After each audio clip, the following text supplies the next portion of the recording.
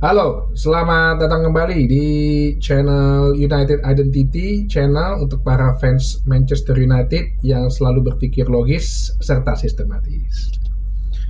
Jadi mungkin bahasan ini ada sedikit banyak gua mengutip dari Andy Mitten ya, jurnalis yang sering banget dia memberitakan yang benar-benar kredibilitasnya bagus gitu, dan dia selalu ikut kalau dalam setiap Manchester United event pramusim ya. Dia yang benar-benar kredibilitasnya dan citranya dia bagus lah kata-kata di para fans Manchester United. Jadi gue melihat juga setelah penegasan bahwa Ten Hag stay ini, menurut Eddie Mitten juga dan gua rasa menurut banyak fans adalah bagaimana Erik ten Hag disupport gitu.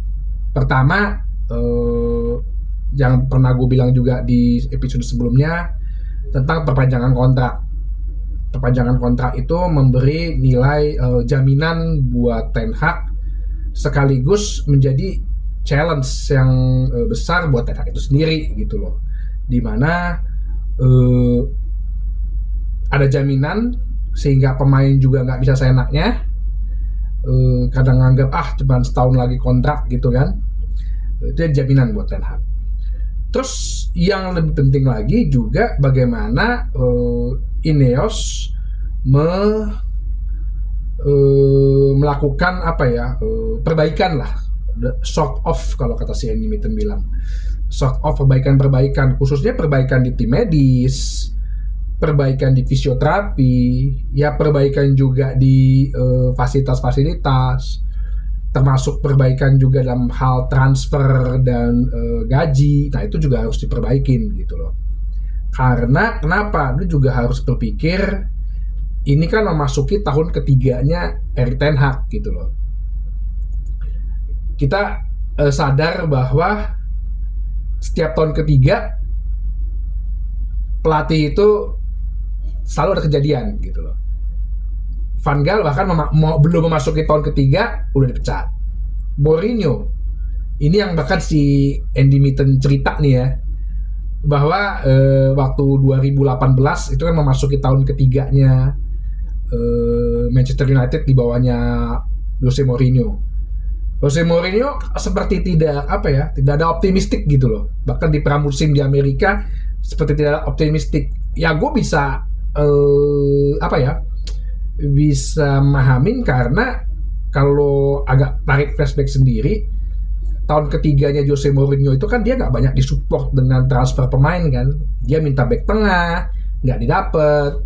Dia minta pemain tengah yang berkualitas tapi dapatnya Fred gitu.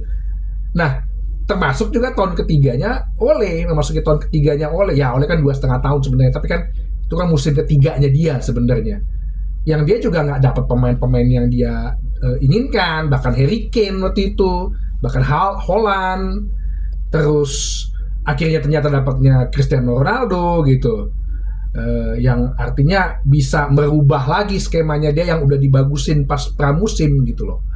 Nah ini yang gue bilang, sebagai fans kita nggak selesai kemarin teriak-teriak aja atau memunculkan Ten Hag stay gitu loh. Ini masih ada PR selanjutnya nih. Kita bagaimana mendesak manajemen supaya benar-benar mensupport Ten Hag. Nah cuman kan ini kan ada dilematisnya nih ya. Dalam arti gini, perpanjangan kontraknya isinya apa nih? Kalau perpanjangan kontraknya salah satunya mengurangi hak veto istilahnya si Ten Hag mengenai urusan transfer pemain, ini juga berat kalau gue bilang, karena waktu awal Ten Hag di hire sebagai manajer, ada hak dia untuk menentukan pemain yang dibeli gitu loh. Nah ini yang kita belum tahu gitu loh, apakah ini nanti jadi bisa pembatas, penghalang. Nah karena yang gue bilang tadi, kita sebagai fans ibaratnya mungkin kemarin kita udah menang nih ya, bilang Ten Hag stay, akhirnya Ten Hag stay gitu loh. Tapi untuk selanjutnya, nah ini kita harus meneriakkan lagi dukung dong, ya. 3 hari lagi transfer window dimulai. Kita belum lihat ada pergerakan apapun gitu ya. Ini yang kita harus mesti support, bener-bener pemain yang dibutuhkan oleh Erik ten Hag gitu. Ingat, makanya gue bilang ini kayak kutukan tahun ketiga gitu kan, yang harus kita coba hindarin gitu loh. Justru kita harus bener-bener makin ya sebagai fans, apalagi yang identitinya ya bener-bener kita harus support si pelatih. Nah, ini yang gue bilang bahwa tugasnya fans belum selesai gitu.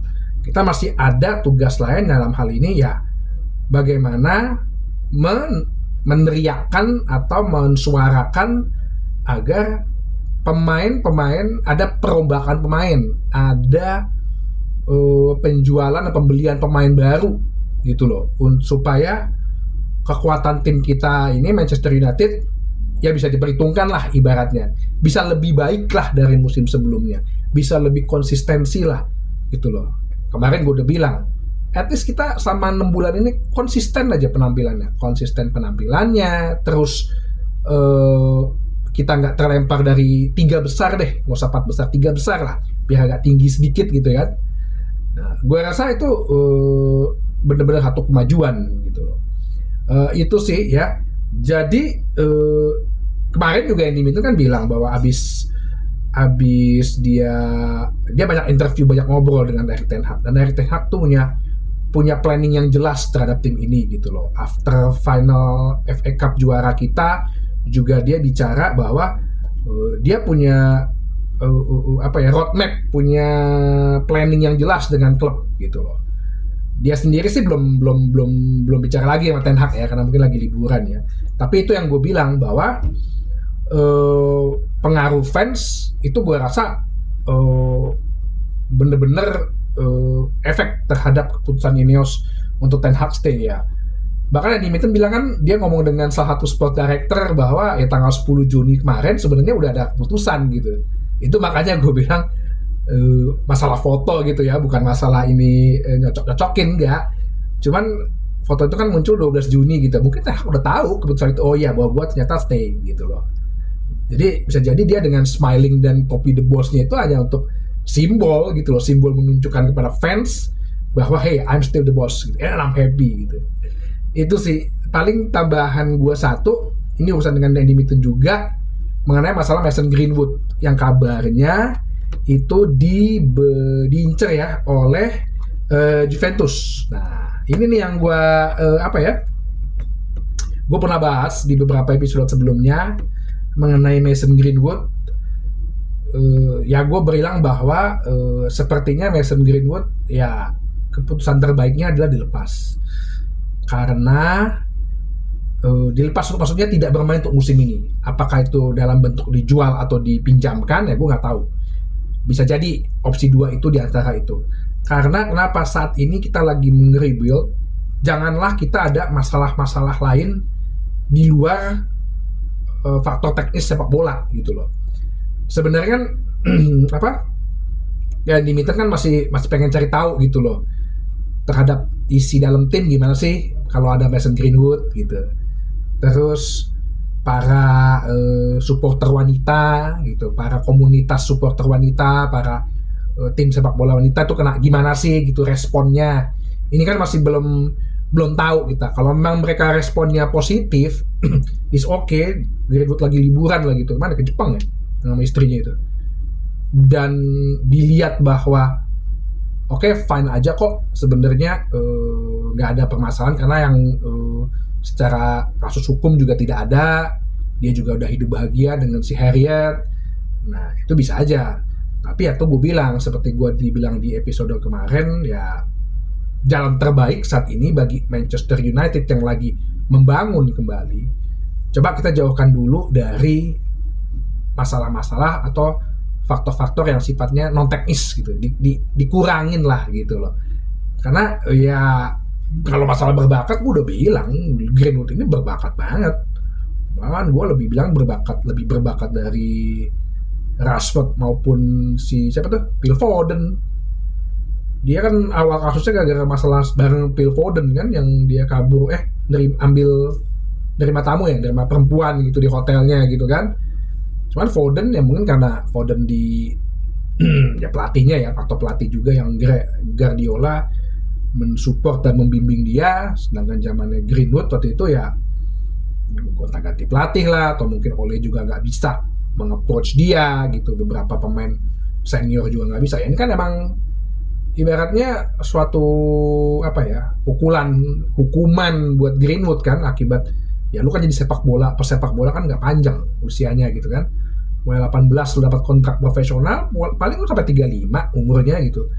Cristiano Ronaldo aja yang bisa sampai 40 gitu, mau 40, atau PP ternyata udah 40 tuh, masih main di timnas Portugal. Jadi itu sih ya, kalau misalnya ke Juventus dengan angka 50 juta misalnya ditawar dengan dibeli, ya udah, it's okay, nggak apa-apa. Bisa jadi ada buy clause-nya kan, entah buyback atau buy clause untuk dia bisa dibeli lagi gitu. Itu jadi opsi, atau bisa jadi dipinjemin lagi setahun untuk melihat situasi keadaan, untuk melihat lagi bagaimana para komunitas perempuan di Manchester United, tim perempuan di Manchester United. Nah, yang seperti itu sih yang harus dieksplor. Jadi itu aja, tugas kita belum selesai. Ingat, masih ada lagi tugas untuk memasuki pelatih tahun ketiga, untuk tetap menyuarakan manajemen agar mendukung pelatih sepenuhnya, khususnya masalah transfer pemain. Oke, itu aja. Sampai jumpa lagi di bahasan berikutnya di United Identity, channel untuk para fans Manchester United yang selalu berpikir logis dan sistematis.